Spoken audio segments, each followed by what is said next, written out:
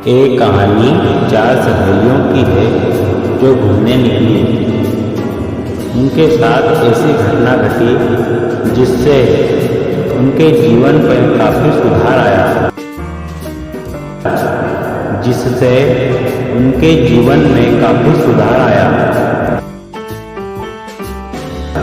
आइए जानते हैं आखिर चार सहेलियों की जिंदगी में बदलाव कैसे आया।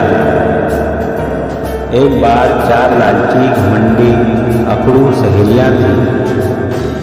उन्हें अपने आप पर काफ़ी घमंड था। चारों परिवार सहित न घूमने की वजह अकेले अकेले चारों घूमने का बहुत शौक था। चारों ने प्लान बनाया कि आखिर घूमने जाएं। चारों की चारों घूमने निकल पड़ी और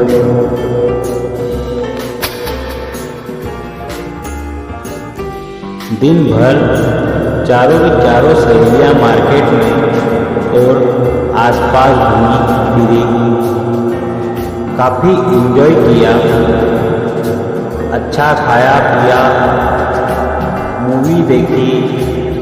पूरे मार्केट में घूमने फिरने के बाद में चारों ने सोचा कि समय काफ़ी हो चुका है, चलो होटल में ठहर जाएं।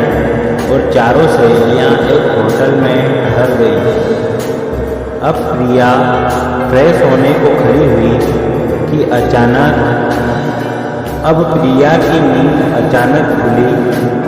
उसने देखा कि एक महिला की ओर नजर गई जिसका चेहरा पता नहीं कैसे लग रहा था।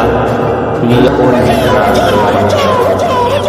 और प्रिया जोर से चिल्लाने लगी। प्रिया पसीने में भीग गई थी, डर के मारे कांप रही थी, हाथ पैर हिल रहे थे, दिल की धड़कन तेज हो गई थी। अब प्रिया की चारों सहेलियां बोला, क्या हुआ प्रिया? और प्रिया के पास में बैठी और बातचीत की और प्रिया को शांत रहने को कहा। फिर दूसरे रोज प्रिया उस बात को भूल गई और दूसरे रोज और मार्केट में घूमी फिरी, एंजॉय किया, खूब सारा खाया पिया। लेकिन प्रिया उस चेहरे को भूल नहीं पा रही थी, बार बार उसे याद आ रहा था।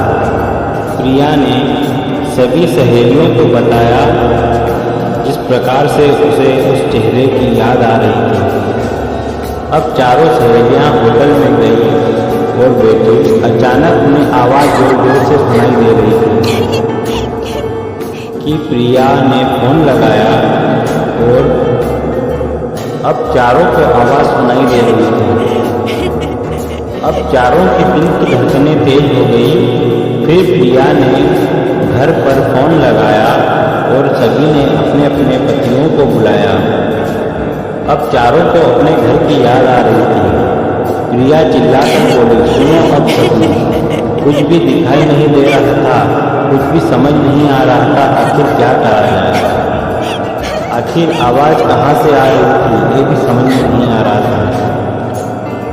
अब प्रिया बोली, मुझे कुछ समझ में नहीं आ रहा है। प्रिया ने घर पर फोन लगाया और पति आए और सभी अपने अपने घर चले गए।